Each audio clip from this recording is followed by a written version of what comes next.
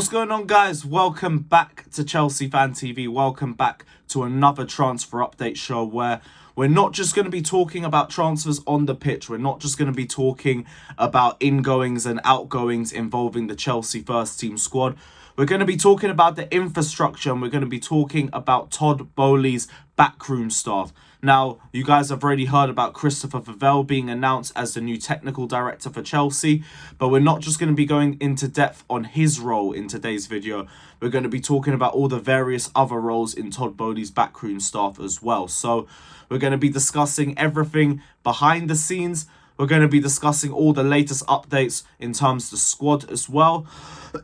And we will also be talking about the long-term future of the Chelsea squad, players coming in, players coming out. Plenty to delve into in today's video. So before we start, as always, we got to do a little bit of housekeeping on the channel. So if you guys haven't done so already, hit the like button. We are aiming for 500 likes in today's video. So guys, if you haven't done so already, just hit that like button. It does a lot for the channel.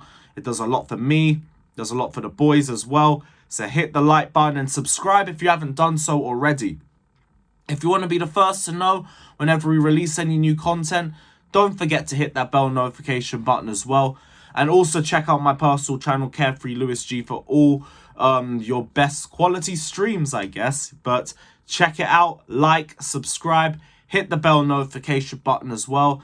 And let's get into it, because we've all heard about the Christopher Vivell transfer, and this has been something that's been in the works for a while.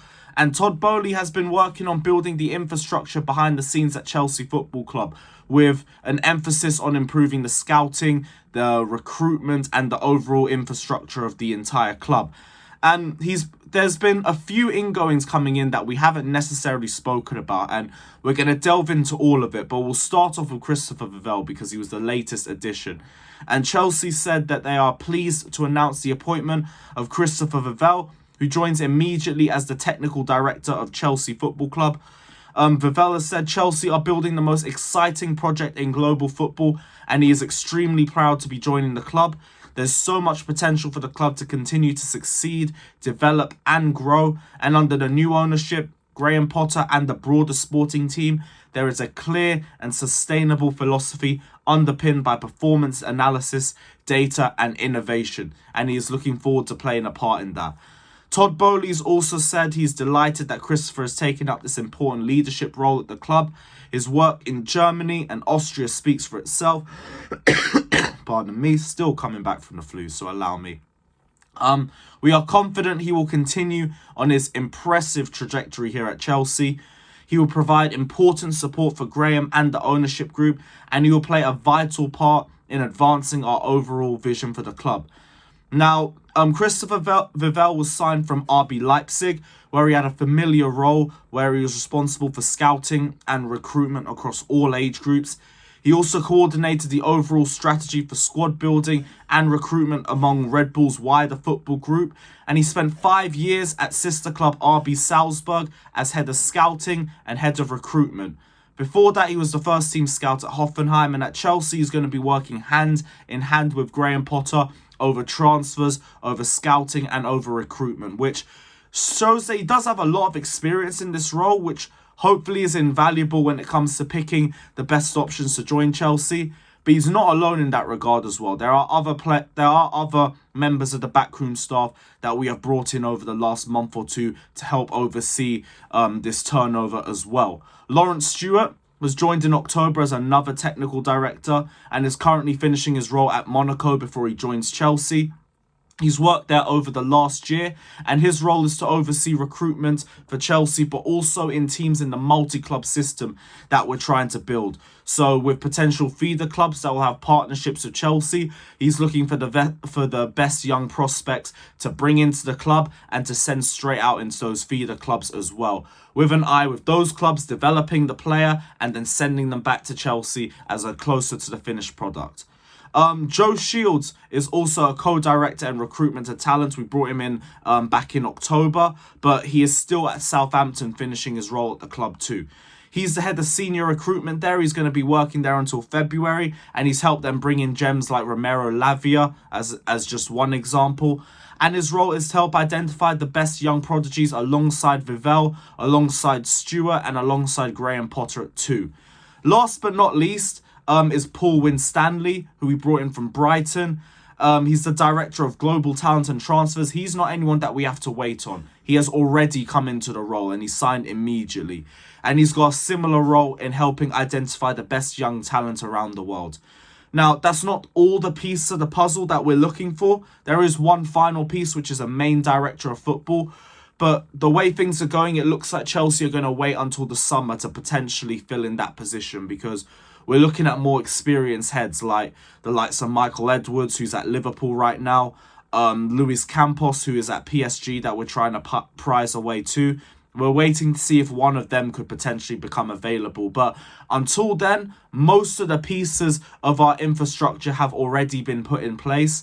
And you can already see it in terms of some of the players that we're looking at. Players like the likes of Endrick, the likes of Andre Santos, Datro Fofana. There's been a much bigger emphasis on Chelsea bringing in younger prospects with an aim of Vision 2030, I think that's the name of, where Chelsea's youth infrastructure should be completely put in place, and we should be heavily reliant on Cobham and the youth prospects that we're bringing in at that point, and either bringing in through Cobham or bringing in through our feeder clubs. But this is all stuff for the future, and it's hopefully stuff that fills you with a bit more optimism that Chelsea, even if we look a little bit wary right now, we are focusing on the long-term future at the club, and there is positives to take from the positions that we're trying to fill in right now. So I know things don't look good on the pitch, but I have optimism at the very least that things are going to get better. We are going to see better players come through our system, and we're going to be building a better squad as a result of that. Just to round off the video, we can talk about a couple of transfers, some of the young prospects that we're looking at already. There's been developments in there. We've spoken about Andre Santos on the channel a couple of times. Jem's literally just done a stream on him as well. But we are closing in on bringing in Andre Santos, and he is expected to join the club from Vasco da Gama very soon. Fabrizio is very close to dropping the here we go on this player. And he looks like a good box-to-box midfield option for us. Already has the build, already has the physical stature that could help him thrive in the Premier League, but I don't know if it's going to be someone that we instantly put into the squad or someone that we look to develop either on loan or through Cobham. But he is one of Brazil's biggest talents, alongside the likes of Endrick as well, who we were a bit unlucky not to get, but Real Madrid were already in for him anyway. But he looks like a good long-term option for us. We have spoken about needing midfield options. It remains to be seen whether he goes straight into the team, but from what we've been reading, there is a potential final form Loftus-Cheek before his injury, or Yaya Toure about him, if he develops into that level. I'm not trying to blow smoke up you guys' arse just yet.